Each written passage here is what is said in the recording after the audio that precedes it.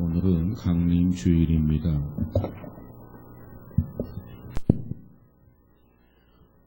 우리나라 최근의 역사를 보면은 포악했던 일제의 사슬에서 해방이 되기만 하면 우리는 금방 살 길이 열리고 지상의 천국이 될 것처럼 생각을 했습니다. 그러던 중에 8.15의 해방을 맞았고, 그리고 해방의 감격이 채 사라지기 전에 그 터전 이후에서 미국과 소련이 각축전을 벌이더니 1950년 6월 25일 전쟁이 터지게 됩니다.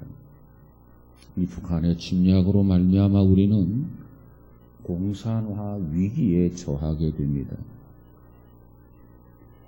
그러한 위기에 메가더 장군의 인천 상륙 작전으로 인해서 서울이 수복이 되고 우리는 다시 승리에 도취되기 시작했고 안정을 찾는 듯 했습니다. 그리고 계속되는 그 정치 변동은 우리를 계속해서 어지럽게 만들었습니다.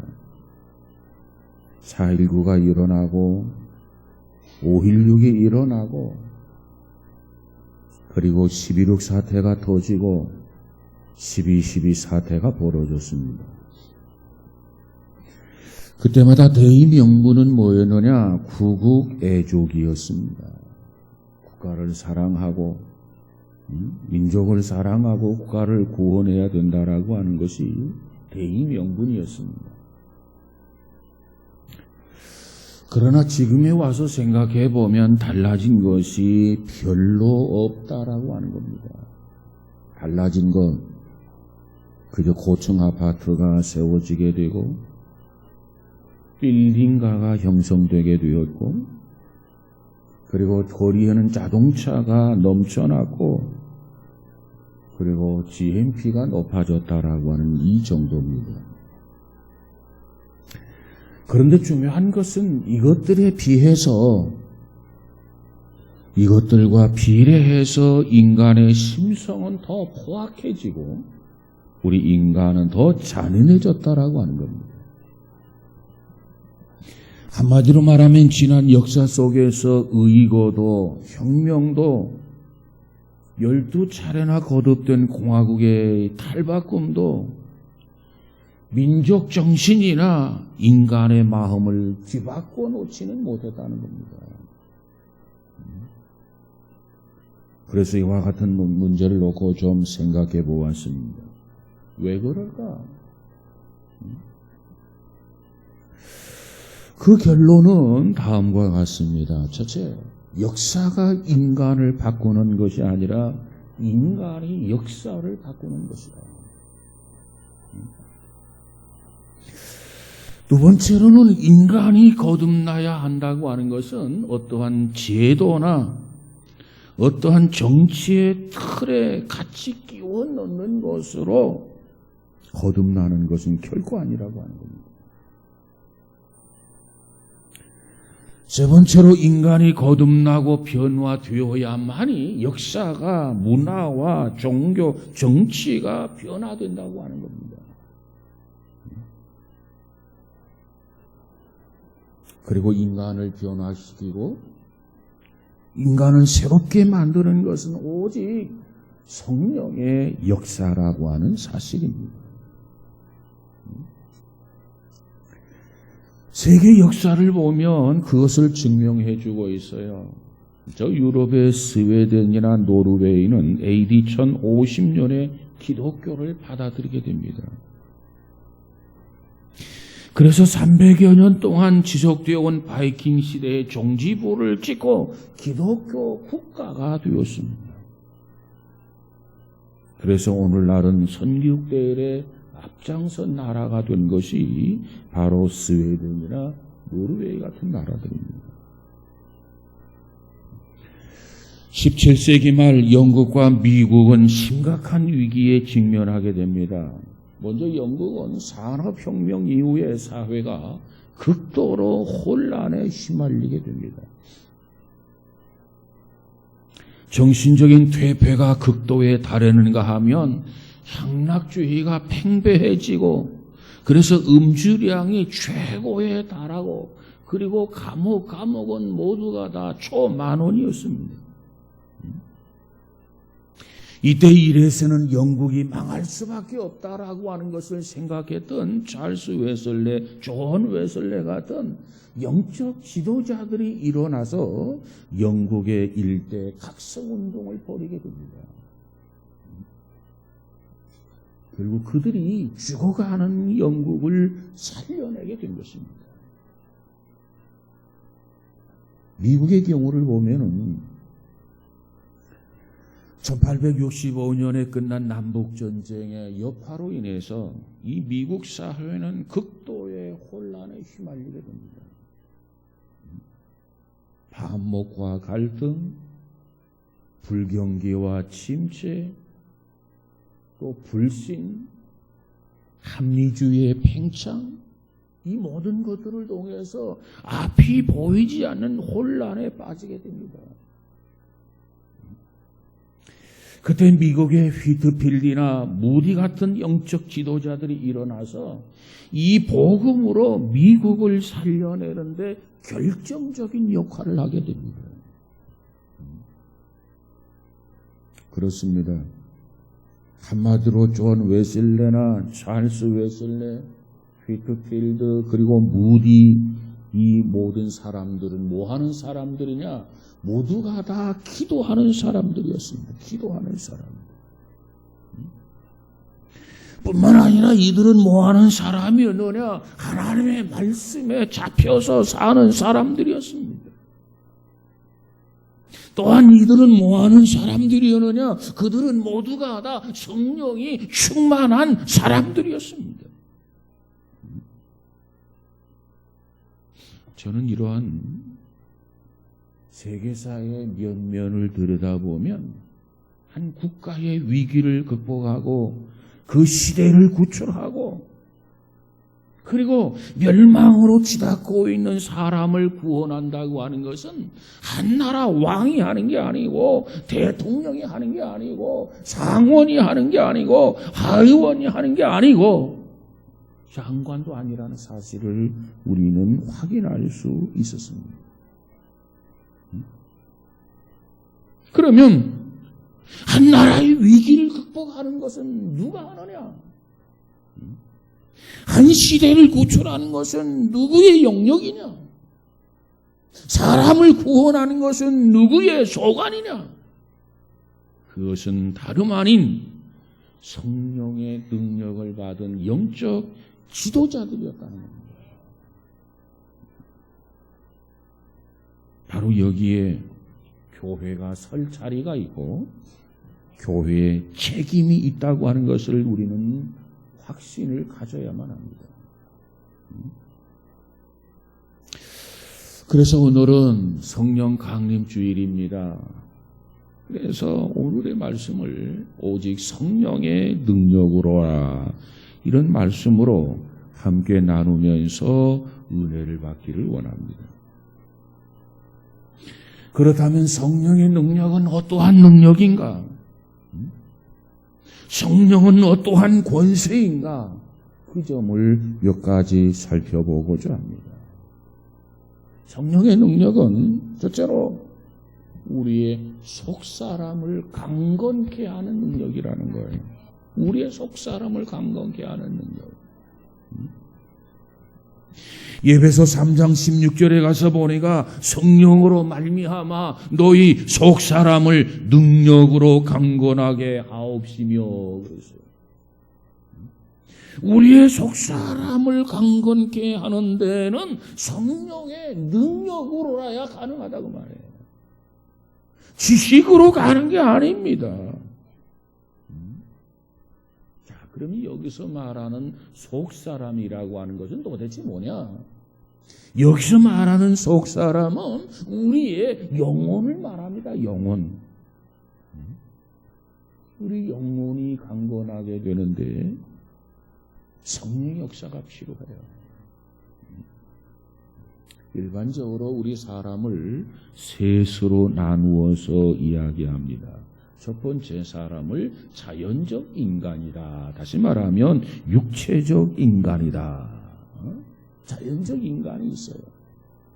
이 자연적 인간이라고 하는 것은 뭐냐? 우리가 걷기도 하고 뛰기도 하고 먹고 배설하고 잠자고 자식을 낳고 이런 자연적 법칙과 그리고 생리 원리에 따라서 하루하루 살아가는 인간을 자연적인 인간, 육체적 인간이다. 이렇게 이야기합니다.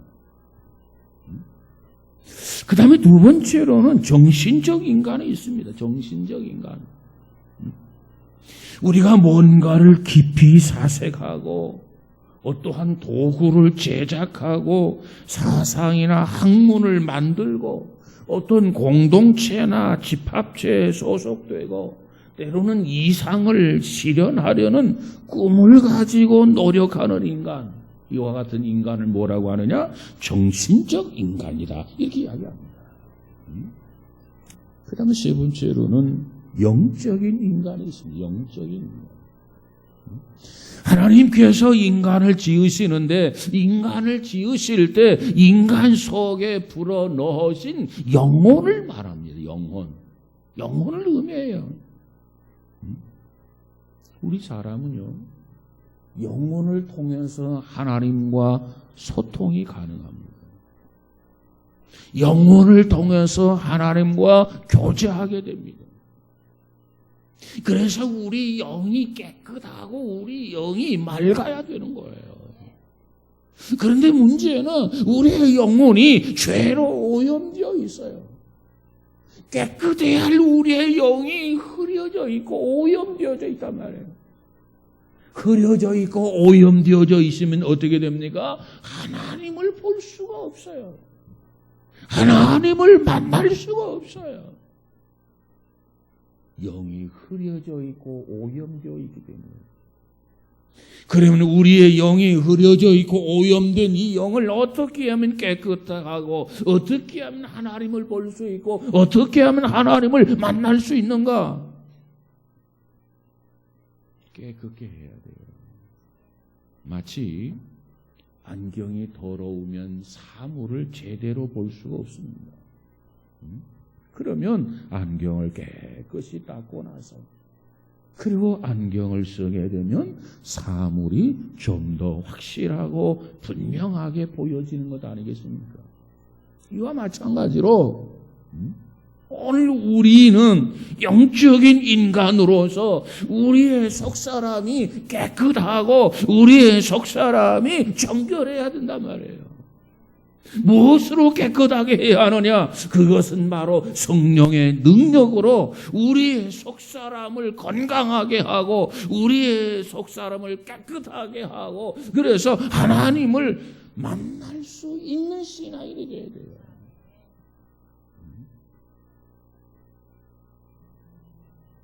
성령은 우리의 가장 중요한 속사람인 영혼을 새롭게 하는 것이 성령의 역사입니다. 우리의 속사람을 경건하게 만드는 것이 속사람 성령의 역사입니다. 이처럼 우리의 속사람이 깨끗하고 우리의 속사람이 정결해야 예배도 하나님 앞에 바로 드릴 수 있고 기도도 하나님 앞에 바로 할 수 있고 찬송도 하나님이 받으실 만한 찬양이 가능하고 봉사나 헌신도 가능하게 된다는 거예요. 여러분, 오늘 이 성령의 역사로 말미암아서 우리의 속사람이 깨끗해지고 정결해질 수 있기를 주님의 이름으로 축복합니다. 어느 교회에서 있었던 일입니다. 30대 초반으로 보이는 남자가 있었어요. 그런데 그는 언제나 남보다 30여 분 미리 교회에 나와서 맨 앞자리에 앉아 있었습니다. 그런데 그는 예배 시간마다 찬송을 부르지 않는 거예요. 그런데 그는 성경을 읽지를 않습니다. 그리고 설교 시간에는 우두커니 앉아가지고 서쪽 창문만 바라보고 있는 겁니다. 교회에 출석한 그날부터 계속해서 그렇습니다. 이 모습을 보면서 목사님께서 참 궁금해요. 아니 도대체 저 젊은 청년은 다른 사람보다 30분 전에 교회에 와서 앞자리에 앉았는데, 그리고 찬송을 부르면 찬송을 불러야 되고, 성경을 보면 같이 성경을 보아야 되고, 기도를 하면 같이 기도를 해야 되는데 하지 않는단 말이에요. 그리고 설교를 할 때면 설교에 집중해야 되는데 서쪽 창문만 멍하니 바라보고 있다는 말이에요. 목사님이 궁금했어요. 그래서 어느 날 그 젊은이를 만나서 사연을 물었어요. 그랬더니 그가 대답하기를, 결혼을 약속하고 교제하던 처녀가 있었는데 그저 다른 남자와 결혼해서 미국으로 이민을 갔다는 겁니다. 그리고 그 다음부터 자기에게는 그 어떠한 것이 집중이 되지 않는다는 겁니다. 그러다 보니까 교회에 와서 예배를 드림에도 불구하고 몸만 교회에 와 있지 이 마음 중심, 이 속 사람은 미국에 간 그 처녀의 뒷공무니만 생각하고 따라다니고 있는 거예요. 여러분, 우리의 영혼이 건강해야 됩니다. 우리의 속사람이 건강해야 합니다. 무엇으로 건강할 수 있느냐? 그것은 바로 성령의 능력으로 내 속사람이 치유되어져야 건강해질 수 있어요.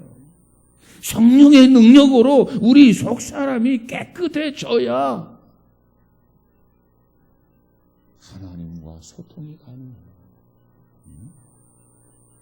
아무쪼록 우리 모두가 우리의 속사람이 성령의 능력으로 말미암아서 깨끗해지고 하나님과 소통하고 하나님과 교제할 수 있는, 하나님의 지배와 통치를 받으며 살아가는 우리 모두가 되어지기를 주님의 이름으로 축복합니다.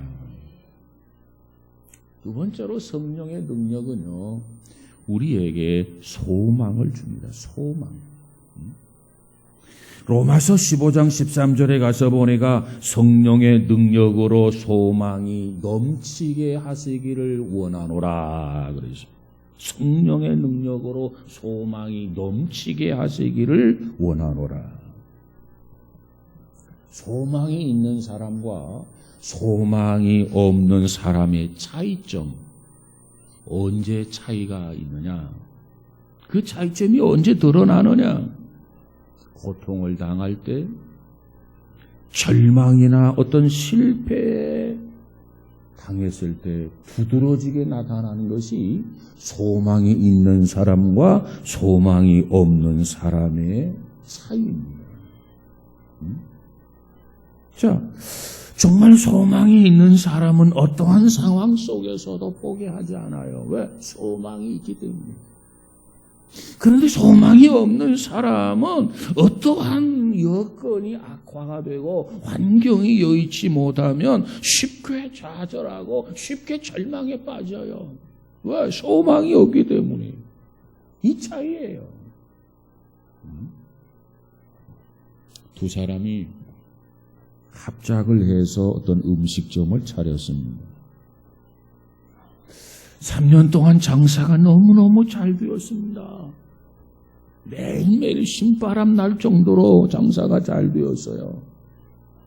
그런데 도시 계획상 그 가게가 도로로 편입이 되게 됩니다. 그래서 그 가게가 헐리게 돼요. 그래서 한마디로 졸지에 망하게 된 거예요. 하루아침에 망하게 된 거예요. 그런데 이 사건을 놓고 이 두 사람의 태도가 각각 확연히 달라지게 됩니다. 자, 이 두 사람 중에 한 사람은 수건을 머리에 동인 채 절망하여 집에 누워 지내게 됩니다. 자리에 누웠습니다. 그리고 또 한 사람은 뭔가 해보겠다고 하면서 여기저기 새로운 가게의 털을 물색하러 다녔습니다. 이불을 뒤집어 쓰고 있었던 사람은 누구냐? 불신자였어요. 소망이 없는 사람이었어요. 그런데 새로운 가게를 알아보러 다니는 사람, 알아보러 다니는 사람, 이곳저곳 다녔던 사람은 누구냐? 그 사람은 신자였습니다. 그 신자에게는 소망이 있었습니다. 그 상황 속에서 그는 그렇게 이야기합니다. 아무려면 하나님께서 산 입에 거미줄이야 치게 하시겠습니까? 이렇게 생각하고 이렇게 기도하면서 이곳저곳 새로운 가게들을 물색하러 다닌 겁니다. 하나님께서 지금보다 더 좋은 가게를 주실 줄로 믿습니다. 하나님이 모든 것을 합력하여 선을 이루게 하실 줄로 믿습니다. 그 믿음을 가지고 이 사람은 이곳저곳 새로운 가게를 찾아서 물색하러 다녔던 거예요. 그런데 그가 가지고 있었던 믿음 그대로 그는 지금 요지에서 굴지의 음식점을 재미나게 운영하고 있다고 하는 거예요. 여러분, 성령의 능력은 뭐하는 능력이냐? 우리가 낙심하고 절망하고 좌절할 수밖에 없는 상황에도 불구하고 이 성령의 능력은 나에게 소망을 주고 나에게 위로를 주고 나에게 용기를 주시는 능력이라 그 말이에요. 우리는 이 능력이 있어야 돼요. 이 능력이 있으려면 어찌해야 되는가? 성령을 간절히 사모해야 됩니다. 성령을 구해야 합니다. 성경은 말하기를 구하는 자에게 좋은 것을 주시지 않겠느냐? 여기서 말하는 좋은 것이라는 뭐냐? 그것은 바로 성령의 능력이에요. 오늘 우리가 이 시대를 살아가는데 무엇보다도 성령의 능력이 필요해. 이 능력이 우리에게 소망을 가져다 준단 말이에요. 예수님의 제자 베드로를 보세요. 그는 믿음과 소망으로 일했던 사람입니다. 왜? 성령의 능력이 주어졌기 때문에 그렇습니다. 사도 바울을 보세요. 그도 역시 믿음과 용기를 가지고 살았습니다. 어떻게 이 믿음, 이 용기를 가질 수 있었나요?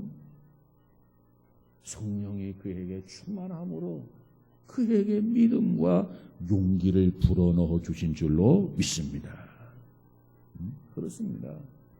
오늘 우리가 성령의 충만함을 받으면 성령은 우리에게 소망을 주고 우리에게 긍정적이고 희망적인 삶을 살 수 있도록 역사하시는 영인 것을 믿으시기 바랍니다.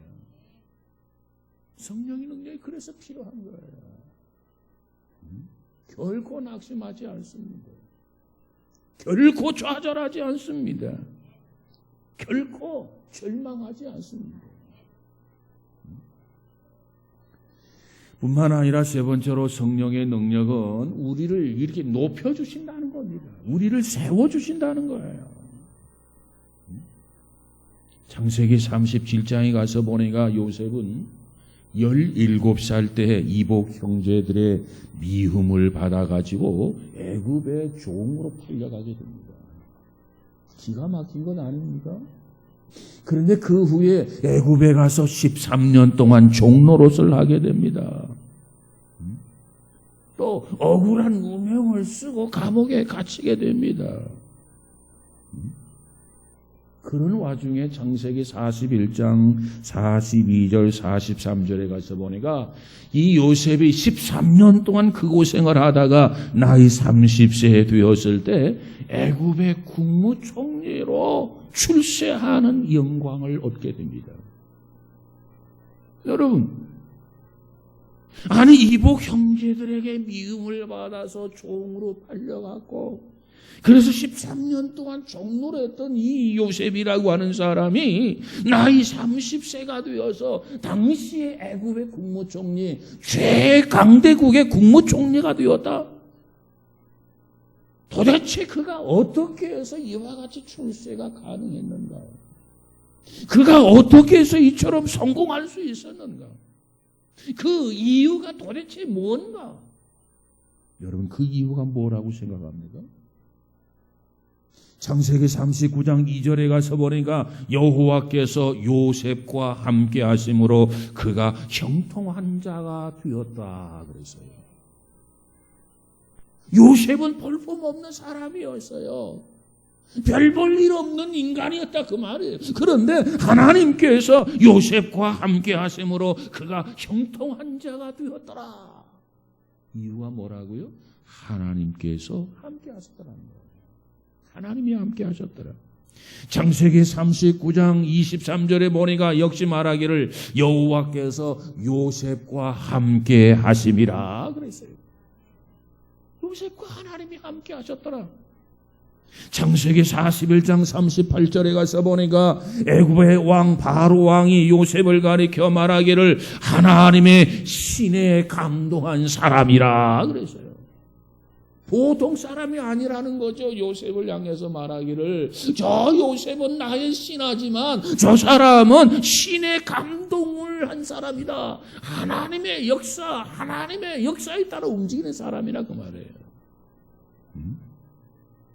누구의 증언이냐? 애굽의 바로 왕의 증언입니다.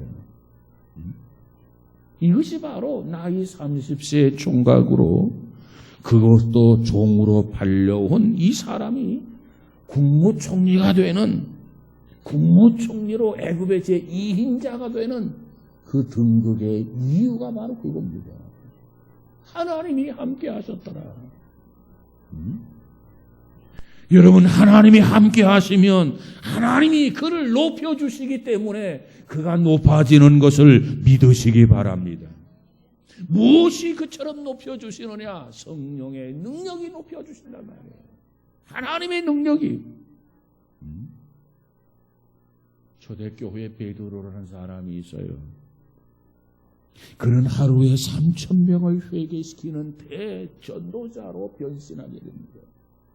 아니 도대체 어떻게 했길래 하루에 3,000명씩 전도할 수 있었는가? 그 이유가 도대체 뭔가? 그 이유가 뭐라고 생각합니까? 하나님의 영이, 성령이 그와 함께 했기 때문에 이 베드로가 3,000명씩 회개시킬 수 있었던 거예요. 성령의 능력입니다. 성령의 능력. 베들레헴 들판에서 양을 치던 무명 소년 목동 다윗이라는 사람이 있어요. 다윗. 아니 양을 치던 무명 소년 목동 다윗이 어떻게 해서 이스라엘의 통일 왕국의 왕이 될 수 있었는가? 그처럼 높아질 수 있는 이유가 어디 있다고 생각합니까? 성령의 능력이 그를 다윗을 높여주셨기 때문에 통일 이스라엘의 왕이 될 수 있었던 겁니다. 어린 목동이 왕이 됐단 말이에요. 뿐만 아니라 사도 바울 보세요. 바울이 세계적인 대선교사가 될 수 있었던 건 그도 역시 성령의 능력이 그와 함께 했고 그를 높여 주었기 때문에 바울이 될 수 있었던 것 아니겠습니까? 그의 본래의 이름은 사울입니다. 예수 믿는 사람을 못살게 굴고 박해하고 핍박을 하는데 앞장섰던 사람 중에 하나, 지독한 사람이에요. 그런데 그가 변하고 그가 새 사람이 되어져서 이제는 살든지 죽든지 내 몸에서 그리스도만 존귀하도록 하겠다. 이것이 그의 고백이고 그의 삶의 가치였어요. 무엇이 그렇게 만들었습니까? 무엇으로 인하여 그처럼 변화되었습니까? 성령의 능력으로 그처럼 변화되었다고 말해요. 여러분, 우리 모두도 성령으로 충만해져서 성령의 능력으로 이 시대에 높여주시는 인물, 하나님의 자녀, 주의 백성들이 되어지기를 주님의 이름으로 축복합니다.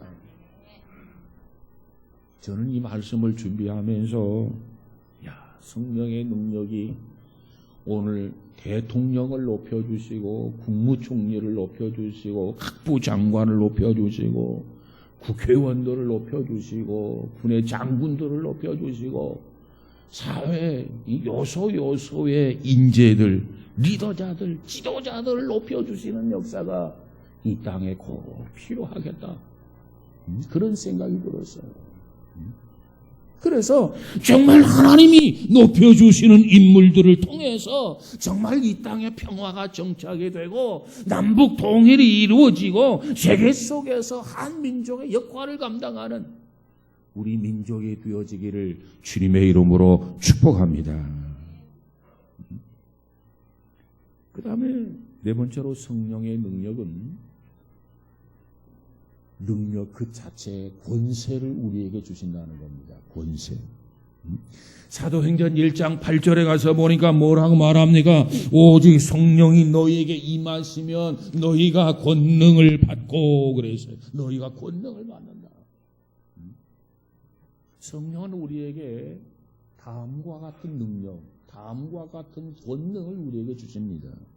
첫째, 지적인 능력을 우리에게 주세요. 지적인 능력. 지적인 능력이라는 게 뭐예요? 탐구하고 이해하고 판단하고 처리할 수 있는 능력. 상황 대처를 가장 합리적으로 잘할 수 있는 능력. 이 지적인 능력이에요. 여러분, 저와 여러분에게도 성령의 능력으로 말미암아서 이와 같은 은혜가 있어지기를 주의 이름으로 축복합니다. 우리의 자녀들에게 하나님 지적인 능력을 주세요. 여러분, 베드로가 그처럼 대전도자가 될 수 있었던 것은 바로 이 지적인 능력을 주셔서 가능한 거예요. 뿐만 아니라 우리에게 성령의 능력은 자제하는 능력을 주십니다. 자제하는 능력. 자신의 욕망, 이기심, 언행을 자제하도록 역사하십니다. 이 자제하는 능력. 또 세 번째로 성령의 능력은 우리에게 영적인 영향을 늘 끼칩니다. 그래서 어떤 유혹이나 어떤 시험에서 그것들을 이기고 그것들을 극복하게 하고 나아가서 마귀의 공격을 물리칠 수 있는 능력. 이 능력이 바로 성령의 능력을 통해서 주어지는 거예요. 또 뿐만 아니라 이 성령의 능력은 우리로 하여금 복음 전도의 능력을 주십니다. 누구 앞에서든지 입이 열려지는 거예요. 상대가 듣든지 아니 듣든지 그리스도의 증인이 되는 거예요. 상대가 듣든지 아니 듣든지 복음을 전하는 증거. 이것이 바로 성령의 능력을 통해서 주어지는 능력입니다. 여러분, 오늘 우리에게도 이와 같은 은혜가 있어지기를 주님의 이름으로 축복합니다. 베드로를 보세요. 베드로가 누굽니까? 갈릴리 출신이에요. 갈릴리 출신. 그의 직업이 뭡니까? 어려서부터 고기잡이. 다른 건 해본 적이 없어요. 그의 성격은 직선적입니다. 그의 성격은 매우 급해요. 그래서 너무 서두르고 너무 급하고 해서 이 일을 저지를 때가 많아요. 그러한 그가 3년 동안 예수님을 따라다녔습니다. 그런데도 예수 그리스도에 대해서 예수님이 정말 그리스도인인가? 예수님이 정말 메시아인가? 그 사실에 대해서 이 베드로에게 아직도 확신이 없어서 확신이. 그뿐 아닙니다. 빌라도의 법정에서 예수님을 3번씩이나 모른다고 부인을 했어요. 아니 저주까지 했어요. 그런 이 베드로가 이제는 오순절 마가다락방에서 주님이 말씀하신 대로 기도합니다. 약속한 것을 기다립니다. 약속하신 것을 사모합니다. 그래서 성령의 충만함이 마가다락방에 임했습니다. 그들이 이 능력을 덧입었어요. 이 능력을 체험했어요. 그 다음 베드로가 어떻게 달라진 겁니까? 무서운 것이 없어졌다는 거예요. 오늘 본문에도 무서워하지 않았다는 겁니다. 바로 그거예요. 무서워하지 않는 것. 여러분, 우리 기독교인에 있어서 최고의 장점이 뭐냐? 겁이 없다는 거예요. 두려워하지 않는다는 거예요. 어째서 두려워하지 않는가? 어째서 겁이 없는가? 죽으면 하나님 나라 가는 거려. 예수 안에 있는 거려. 이 믿음이 있기 때문에, 이 확신이 있기 때문에 두려워하지 아니하고 겁을 내지 않는 거예요. 성령의 능력으로 함께하기 때문에 두려워하지 않습니다. 성령의 능력이 나와 동행하기 때문에 겁이 없는 거예요. 사도 바울 역시 겁 없는 사람이었습니다. 그가 뭐라고 고백합니까? 누가 우리를 그리스도의 사랑에서 끊으리요? 환난이나 적신이나 위험이나 기근이나 칼이랴. 그 어떠한 것도 두려워하지 않는다는 겁니다. 겁내지 않는다는 거예요. 그러기 때문에 그는 왕 앞에서도, 그러기 때문에 그는 황제 앞에서도 조금 더 굴하지 아니하고 조금 더 무서워하지 아니하고 예수 그리스도를 증거한 사도가 된 거예요. 무엇이 그렇게 만들었느냐? 성령의 능력이. 하나님이 함께 하셨기 때문에. 이와 같은 은혜가 우리 모두에게 있어지기를 주님의 이름으로 축복합니다. 여러분, 이 성령의 능력이라고 하는 것을 어떤 현상만으로 이해하려는 생각은 버려야 합니다.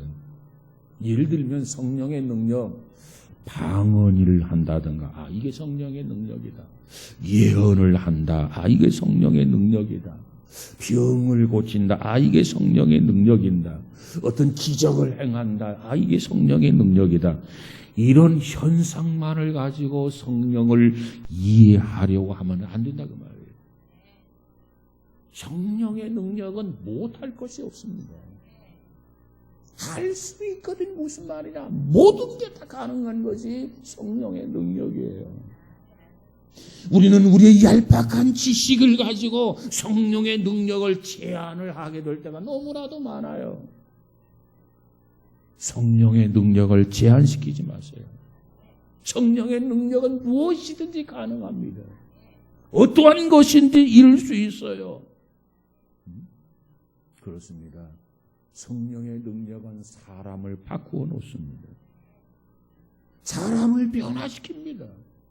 이것이 성령의 능력이에요.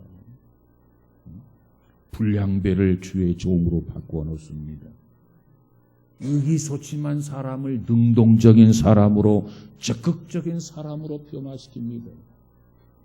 비인격적인 사람을 인격적인 사람으로 바꾸어 놓습니다. 양심과 삶이 파괴된 사람을 온전한 사람으로 바꾸어 놓습니다. 비굴한 사람을, 비겁한 사람을 용기 있는 사람으로 바꾸어 놓습니다. 이 모든 것이 성령의 역사예요. 바꾸어 놓는 거, 이게 성령의 역사예요.